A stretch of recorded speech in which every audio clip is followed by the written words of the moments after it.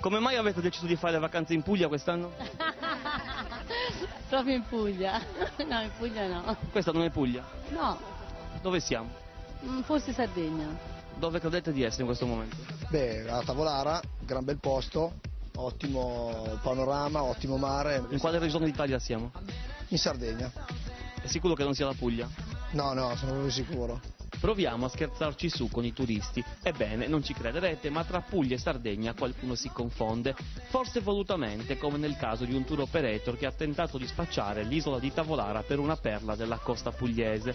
Questa invece è la Gallura, il nord-est della Sardegna, il cuore di un'area marina protetta. Una foto mozzafiato di quest'isola sarda è stata utilizzata per sponsorizzare le spiagge della provincia di Taranto. Mare cristallino e tocco romantico con l'abbraccio tra Cecilia Rodriguez e il suo fidanzato Francesco Monte. Che cos'è che distingue la Gallura dalla Puglia?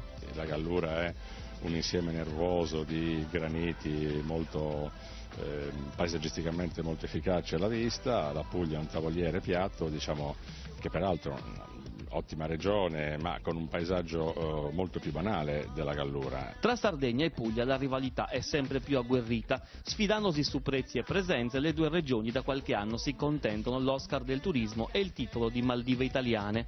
Ma per ora questa guerra ha partorito solo una denuncia. A farne le spese sarà il tour operator che ha scippato l'immagine di Tavolara e anche quella della sorella di Belen. Per lui è già scattata l'accusa di truffa ai danni dei vacanzieri e di pubblicità ingannevole. In poche ore abbiamo individuato i responsabili che sono stati segnalati all'autorità giudiziaria.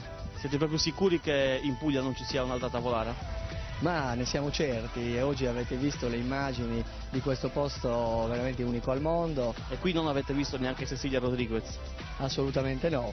L'inganno della foto ha sorpreso anche l'erede del re di Tavolara, l'unico abitante dell'isola dei miti. I Savoia hanno nominato suo bisnonno re di Tavolara, ma questa isola in quale regione italiana si trova?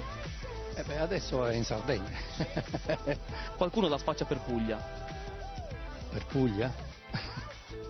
Non c'entra niente la Puglia con Tavolara.